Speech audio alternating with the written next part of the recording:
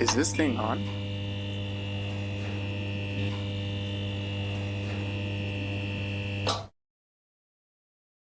Perot. Uh, I was on Perot's campaign. I okay. campaigned for Perot.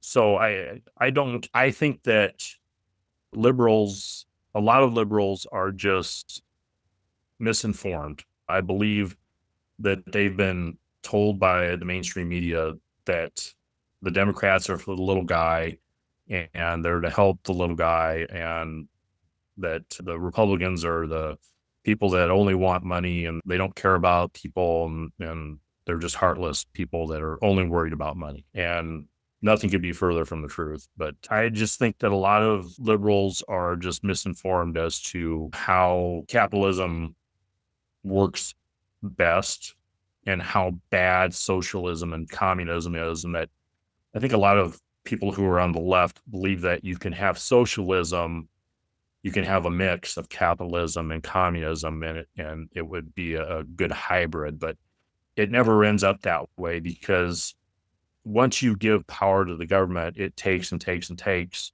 and eventually it erodes to them taking over. It may be really slow, may take 4 or 5 lifetimes, but eventually it's going to devolve into a Marxist or a communist regime. So Gotcha. I always, that's why I'm always anti-government. I think one of the things I wrote to you in the post that I sent you, I said something about or something like that. I just probably could have chose better words, but yeah, I think some people they don't even try to look at the other side. And those are the people that I get frustrated with. They don't even try, because it took me about 3 or 4, 5 years to really do research and study before I started to lean to the right, go and be a libertarian. So it takes Okay. some time, because there's a lot of confusing things, and there's a lot of things in there that don't make a lot of sense, and a lot of misinformation out there. So it's tough. I agree. And it's interesting because you mentioned that you originally voted Democrat when you became 18, but then you helped out Perot as an independent candidate when he ran for office in 92. I'm curious, what attracted you to help Perot? Because a lot of people, a lot of people I know do help candidates, but a lot of the everyday people, they just vote. If they vote, they're not going to spend their time to help a candidate. So I'm curious, what got you involved in his He campaign? was all about the deficit. And at that time we were only maybe $1 or $2 billion. It wasn't, well, I think it was a billion. I think we're at 92 was a billion. Yeah. It was no, not a billion. It was just under a trillion. We were Okay. just under a trillion in total debt. And he was like, we're going to get that knocked down. We're going to repay our debt and everything. And I was like, and he was more libertarian. George, was it W. Bush or H. W. Bush at that time? I don't know. I don't know. Don't worry. He was more, he was too military. And Clinton, I just thought he was too far to left. But I'll actually say that Bill Clinton was probably one of the better presidents we've had in the last 30, just post Reagan, is probably one of the Sure. better presidents we've had post Reagan. It wasn't a bad 8 years there. So, Okay. and we Okay. actually had a balanced budget in 96. So Right. So the deficit was the main issue that attracted you to Perot's campaign. yes, That's a big issue that I'm curious your thoughts about the deficit now because I mean, I don't know that we can ever recover from this. I think right, eventually, I hope it's not in our lifetime, but it's going to come to a crash. I don't know how it's ever going to get fixed. We're too far in now. So right. Yeah, no, I'm with you there. I am extremely concerned about the deficit. I know all of the liberal programs that contribute to it. I also know all of the military contribution, all of the things that contribute to it. Big government got it. You're right. And it will be interesting to see what happens in the future because it is out of control. so can I ask you, what do you think of conservatives or people on the right? What's your feeling? I don't care. I literally don't care. I care that you know how to breathe and that you know how to find peace, love, and happiness in your life. That's it. But Literally. doesn't it? But since you lean to the left, doesn't it bother you that people are on the right are basically keeping you from the government or the entity that you think should be in place and would make your life better? Nope. And the reason why I say no so freely, Rick, is because again, I only participate in the black and white system that we have because that's the way the system is set up. I do not believe the system can be like that forever. I don't believe that the system should be like that forever. I honestly, so I did help Kamala a little bit run her campaign, donated, shared information, whatever. I was supportive and all the things, right? But at the end of the day, my ethos was that I wanted Americans to vote because we do have some tough issues right now between it doesn't matter what side you're on. We have tough issues in America today. And it literally doesn't matter what side you're on, there are issues nonetheless. And what we need is capable people to fix those issues. That doesn't mean they're Democrat, that doesn't mean they're Republican, that doesn't mean they're libertarian. What it means is that we need good people in office. And I evaluate a good person based on their track record, what they say, who they are, right? And that's how I judge a person, right? I look at the person and what they say and do and make my decision based on that. I don't, and unfortunately, I've been pegged into being a down the ballot Democrat because that's what I've learned is one feasible in my state, right? Because I live in the liberal state of Washington state.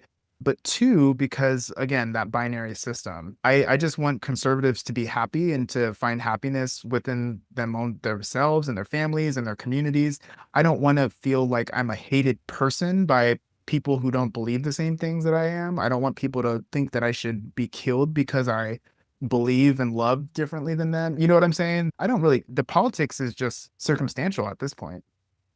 I'm kind of assuming some stuff here from what you said, but do you believe that Republicans or conservatives hate you or hate liberals or want to That's a see good, them see harmed or that's an excellent question. No, I don't. By and large, I do not. And that's because I know people, right? Like people don't want other people to necessarily be harmed day to day, right? Unless they have a deep seated hate for them, whether it's based on race, nationality, whatever, or gender, all the things, right? because So I, I think a lot of liberals believe that Republicans are anti-gay and sure. anti-trans and anti like they just hate and they're all racist and they all go to Klan meetings and then as far as the people that I know that are conservative or libertarian, that couldn't be further from the truth. I have a couple of friends at work that are openly gay and are married, and I go over to their house regularly, and a lot of my conservative friends do also. So I don't see that. I think a lot of people on the left believe that about Trump supporters. I love that you said that because you're right. And I think the issue is not so much grounded in politics because it doesn't matter if it's politics or if you're an iPhone or Android user or whatever. I think that a lot of times in the societal conversations,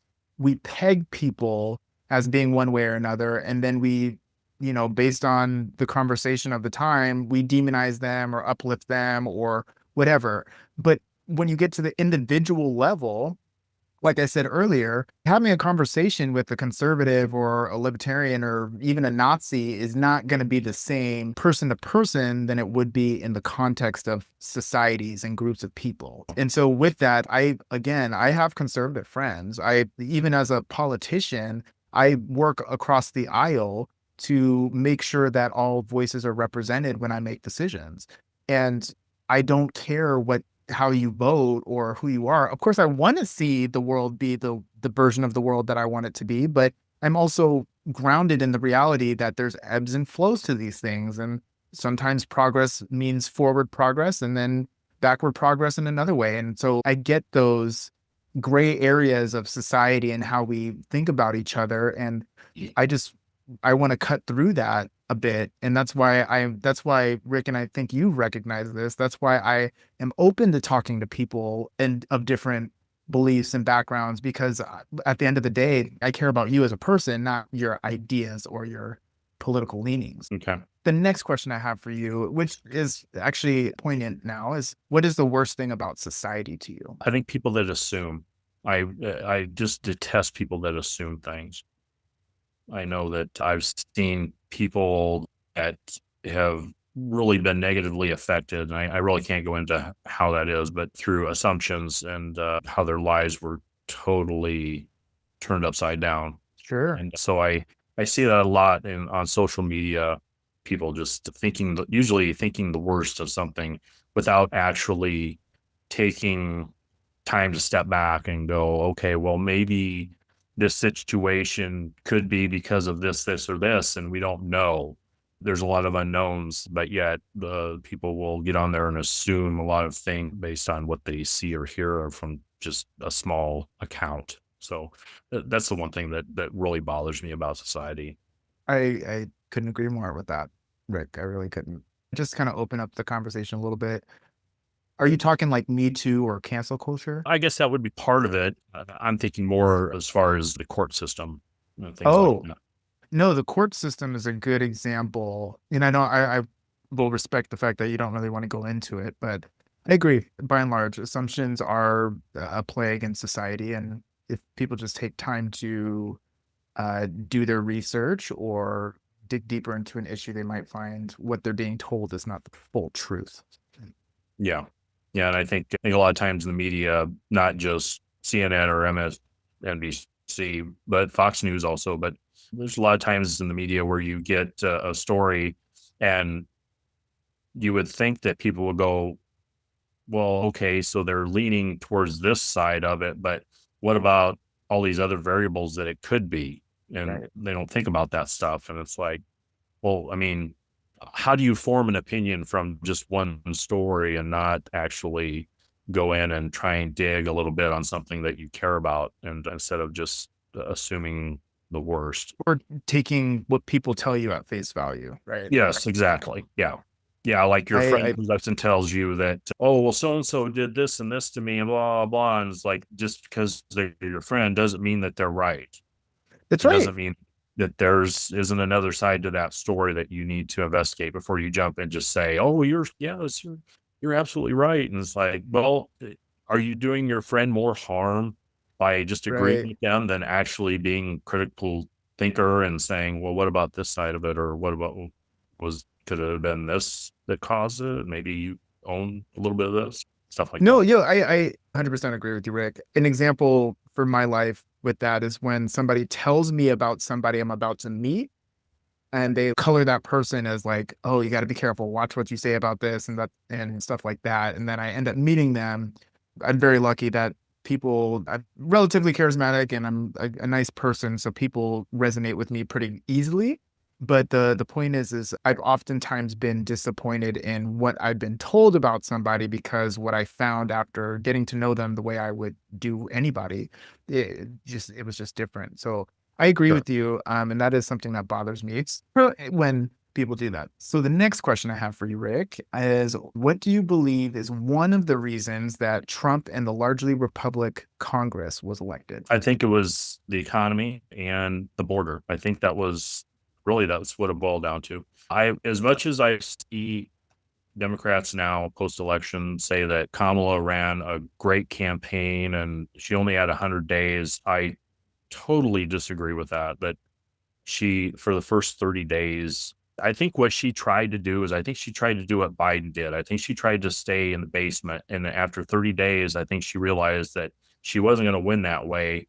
And when she came out, she didn't have substantive interviews Right. and get to know who she was. And the policies, her economic policies, were just very little. She didn't Really? have a lot of substantive economic policies. And people were just like, well, you told us in on The View that you weren't going to change anything from Biden, that you agreed with everything that he did. And we're not happy with what happened. And if you're going to be more of the same, and we've got all these people coming over our border and taking our jobs and our housing and raising our costs of living, then we're going to try something different, Yeah. even if it's the bad orange man that is a jerk. Your answer is what I believed the other side mostly voted for. And I mean, relatively, right? I do also believe that the economic situation in America and the immigration situation in America were the motivating issues in this election. 100% agree with you there. We'll see what happens with those things because which I got to ask you, right? Because you said the economy is one of them. How are you feeling about what's being said about the economy and just kind of what's transpired with the economy, with Trump's stance on the economy since he was elected? Can you be more specific? Did he say something that? Yeah, I got you. So one of the things was that the grocery prices, right? Price of eggs, right? Price of eggs, price of Yeah, bacon skyrocketed. That's why people voted for Trump, right? Because the cost of living is astronomical. And I can vouch for that as somebody who lives in Washington with one of the highest costs of living in the country. But point is he said he was gonna get grocery prices down. And then in some recent interviews, he says it's gonna be tough to do that. And I'm not pointing fingers. He's not even in office yet. And I mean, he has affected the economy and the stock market in several ways, which is good, bad, and indifferent. But I'm just curious, do you have a high level of confidence that the economy issues are going to be addressed with Trump? if the Congress works with him, if the rhinos don't block him and he can get most of his bills through, I absolutely Hmm. believe that prices will come down, interest rates will come down, housing prices will come down. No, I firmly believe that will happen if he can institute what he wants to do. But I am doubtful from what Right. I saw. Would we have like 30 Republican House members this last That's right. what the bill was? I can't remember what the bill was, but basically voted against. Uh, That was the government spending bill, right? yes, it was Okay. yes, you're right, the spending bill, and it was that he was already getting a fight on that. And Right. Johnson, I think he's gonna have problems with him. So yeah, we'll see. And I think that's why he hedged when he said that it would be tough to get him back because he knows all the Right. problems he had his last go round with the I see. rhinos, and he ended up having larger budgets than what he wanted, but he didn't want to shut the government down and look like the bad guy. So he went ahead and passed those budgets. And I Mm, think he knows he might have to do that again. So I think that's why he's hedging his bet on that. okay. So I think if he can get mostly what he wants, I think, yeah, you'll definitely see some good come out of it. Excellent. Thank you for that answer. The next question I have is, do you feel like you did enough to affect the election in the way you wanted to see it go? I'm an old guy. I'm 55 now. And so I, I just go and vote. I don't put out signs. I don't sit there and get on street corners and preach to people about how they should vote. I occasionally get online like with you and talk and stuff, but if it doesn't happen, it doesn't happen. I'm really kind of the proper term would be nihilist or pessimist, maybe that I think we're too far gone as it is as a country. I think government is too big to turn it around. I see with the Doge that they're trying to institute with On it. all them trying to make government more efficient.